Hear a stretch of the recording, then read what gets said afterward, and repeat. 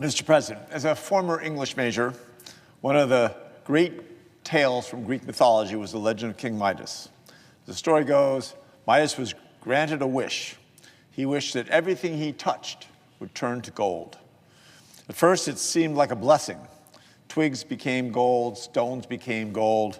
Midas thought he had found true wealth, but he soon realized it wasn't much of a blessing. It was more a curse. Midas's food turned gold. His water turned to gold. And eventually, even his daughter turned to gold. And the lesson's simple. A man who mistakes gold for greatness will end up with neither. President Trump never learned that lesson, and he corrupts pretty much whatever he touches. Take his gold-plated ballroom. The president promised it wouldn't cost taxpayers a nickel, but those promises turned out to be fool's gold. The costs have skyrocketed, and President Trump now wants to spend $300 million of your taxpayers' money to pay for it.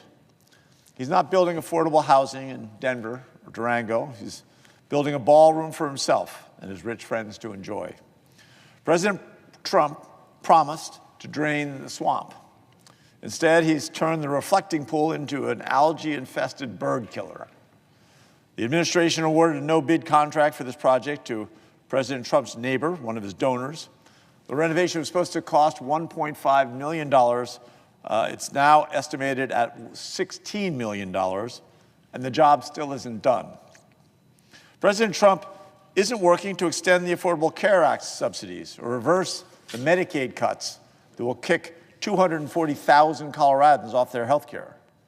His reflecting pool got a makeover while our insurance pool was gutted. Now President Trump wants to build an enormous arch near Arlington Cemetery. While planning this project, he unilaterally, on his own volition, went to war with Iran, promising immediate victory, total and complete. What he's delivered is one of the great failures in our nation's history. He made America less safe and less secure. He made America's economy weaker, and 14 American service members lost their lives. When asked about the tragic casualties, President Trump said, there will likely be more before it ends. That's the way it is. That's the way it is. Our heroes deserve a commander-in-chief who looks out for them, not a monument looking down on them. This administration seems to believe the key to making America great again is more bullion and more branding. Like King Midas, they don't seem to understand where true wealth comes from. American prosperity isn't measured in monuments. It's defined by dreams, dreams that are only made possible here in this country. Those dreams are what brought me to Colorado as a geologist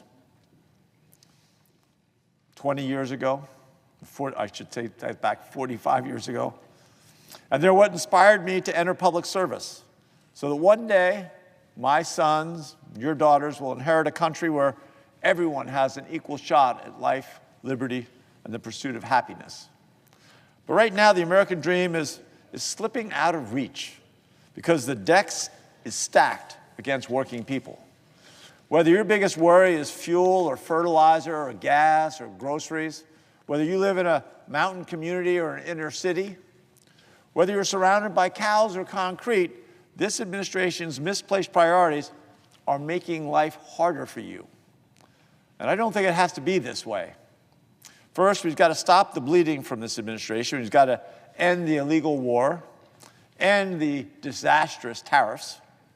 We've got to curb ICE's lawlessness and repair our social safety net, reversing the administration's cuts to health care, to SNAP, to student aid.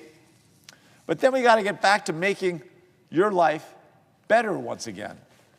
We need to lower the cost of living. We need to create more better jobs and protect our public lands. This work's not going to be easy as we mark America's 250th anniversary, our 250th anniversary. Many are questioning whether we are still capable of meeting the magnitude of this moment. A moment where technological revolution promises unbelievable innovation at unprecedented speed. like a runaway train. It also leaves us more isolated and struggling to discern fact from fiction. A moment when the consequences of climate change are increasingly impossible to ignore, with unprecedented wildfires, drought, destruction. A moment when wealth is flowing to the wealthiest Americans at an unprecedented rate. I'm not immune to skepticism, frustration, despair, but a better and brighter future requires that we work harder and harder and harder. It requires us to giddy up. Process is possible because we've seen it. We've done it. This week, Congress passed the biggest housing reform bill in decades. We worked with Senator Warren to diminish Wall Street from buying single-family homes and to limit their influence in disturbing the housing markets. This matters to every Coloradan because homeownership is one of the single best paths to economic stability and upward mobility. It's a reminder that our government works best when it works for working people. When it does, good policy reflects our highest values. And the values that made this country have always been about opportunity for all, not wealth at all costs. Earlier this morning, right as the bill was about to be signed, President Trump decided to hold the legislation hostage.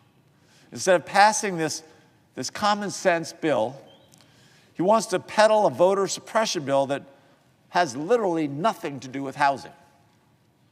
There's a clear choice before us. Speaker Johnson and Senator Grassley and Senator Thune should sign this housing bill and send it to the White House, or they should not adjourn Congress for the July 4th recess. It's as simple as that. This saga is exactly why so many Americans have lost so much faith in our president. He's had every opportunity to lower costs, but he chooses not to. Coloradans I meet on the Front Range or the West Slope aren't looking for more attacks on mail voting, all mail voting. They aren't looking for more ballrooms, bombs, and billionaires. They're looking for help, all the while looking out and helping each other. I see it across Colorado. People showing up for their neighbors, families sharing what they can, meals, clothing, rides to school.